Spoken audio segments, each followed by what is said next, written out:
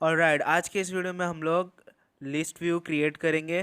तो जो हम लोग को एरर मिल रहा था पिछले वीडियो में पोस्ट का, ये एरर हम लोग आज के इस वीडियो में सॉल्व करेंगे।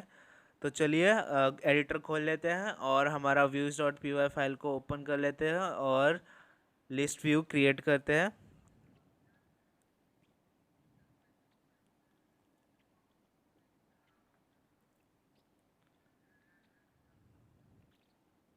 तो ये रहा लिस्ट व्यू का कोड। तो इधर पे मैंने तो क्लास लिस्ट व्यू और ये इनहेरिट हुआ है लिस्ट व्यू से, तो ये एक एडवांस टाइप का व्यू है। इधर पे डेकोरेटर्स यूज़ किया है लॉगिन रिक्वायर्ड का तो ये पेज को जब तक कोई नहीं व्यू कर सकता अगर वो लॉग्ड इन नहीं है तो चलो इंपोर्ट कर लेते हैं लिस्ट व्यू को। तो ये जो ओल्ड वाला व्यू था वो जेनेरिक बेस व्यू था और ये वाला थोड़ा एडवांस व्यू है।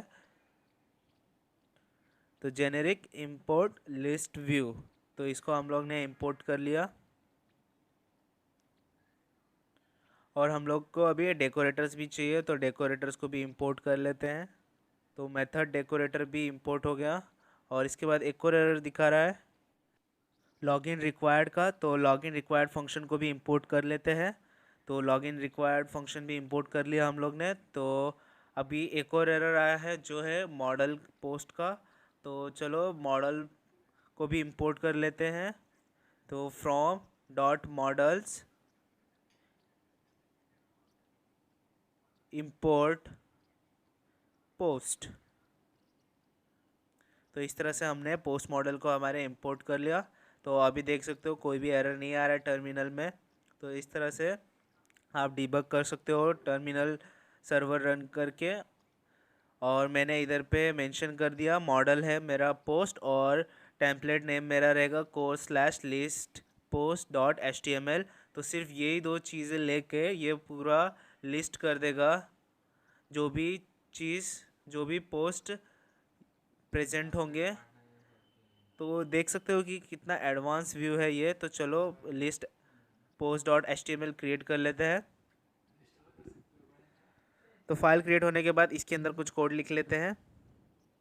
तो ये रहा पोस्ट लिस्ट का कोड। तो ये भी क्रिएट पोस्ट जैसा सिमिलर है। तो इधर पे माय पोस्ट और इधर पे क्रिएट पोस्ट का हम लोग ने यूआरएल क्रिएट किया है। तो इधर पे हम लोग ने यूआरएल के बाद कोर कॉलन ऐप का नाम दिया कोलन और यूआरएल का नाम बताया क्योंकि हम लोग ने इंक्लूड यूज़ किया था। तो इस तरह से हम लोग अभी बताएंगे कि यूआरएल कौन सा रहेगा। और उसके बाद हम लोग ने इधर पे टेबल क्रिएट किया है, दो कॉलम दिया है सब्जेक्ट और डेट। और उसके बाद हम लोग ने फॉर लूप के हेल्प से रोज़ को क्रिएट किया है। तो जितने पोस्ट लिस्ट रहेंगे तो ये पोस्ट लिस्ट ऑब्जेक्ट कहाँ से आता है कि तो ये जेंगो ऑटोमेटिकली पोस्ट हम लोग इधर पे पोस्ट लिस्ट बना रहे हैं। तो मॉडल के नाम स्मॉल में और लिस्ट व्यू है इसलिए अंडरस्कोर लिस्ट इस टाइप से ये ऑब्जेक्ट को इंजेक्ट करता है। तो हम लोग ने इसको इस तरह से ग्रैब किया और इसको इटरेट किया और जितने भी पोस्ट लिस्ट होंगे वो जो रिटर्न करेगा वो सारे एक एक करके इधर पे क्रिएट हो जाएंगे फॉर लूप के हेल्प से। तो डेटा एक्सेस करने के लिए हम लोग ने n1 एक पोस्ट का एक पोस्ट और सब्जेक्ट फिर उसी पोस्ट का क्रिएशन डेट फिर नेक्स्ट पोस्ट आएगा। तो इसी तरह से जितने भी पोस्ट रहेंगे वो क्रिएट हो जाएंगे और टेबल एंड और ये फुटर इंपोर्ट किया और ब्लॉक एंड हो जाएगा। तो इस तरह से ये पोस्ट लिस्ट का व्यू क्रिएट हो गया और टेम्पलेट भी क्रिएट हो गया। तो चलो यूआरएल क्रिएट कर लेते हैं इसका। तो urls.py फाइल ओपन कर लेते हैं और इधर पे पोस्ट लिस्ट का यूआरएल लिखते हैं।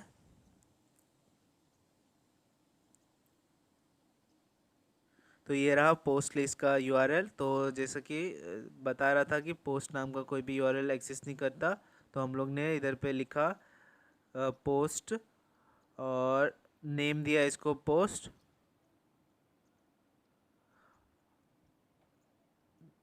तो हमारा यूआरएल हो गया कॉन्फ़िगर। तो चलो ब्राउज़र को ओपन कर लेते हैं और रिफ़्रेश करके देखते हैं।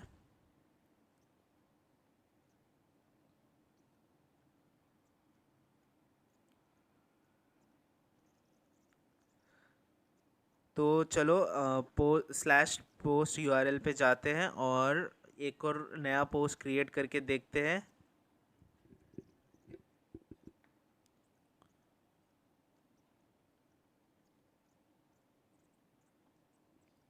तो एक नया पोस्ट क्रिएट करते हैं इधर पे। तो this is my second post और मैसेज में हम लोग लिखते हैं टेस्टिंग।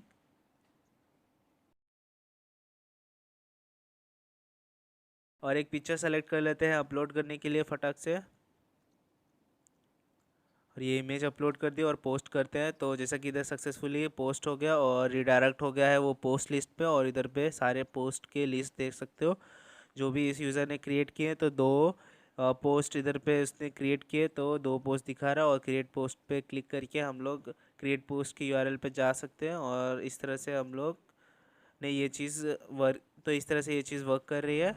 आज के इस वीडियो में बस इतना ही। आई होप आपको समझ में आया होगा कि किस तरह से व्यूज़ क्रिएट करते हैं। और आने वाले नेक्स्ट वीडियो में हम देखेंगे कि किस तरह से पोस्ट लिस्ट और पोस्ट डिटेल व्यू क्रिएट करेंगे। तो अगर आप मेरे चैनल पर नए हो तो प्लीज़ चैनल को सब्सक्राइब कर लो और बेल नोटिफिकेशन आइकन को दबा दो और अपने फ्रेंड के साथ शेयर कर दो जो भी वेब डेवलपमेंट सीखना चाहते हैं। Thank you so much.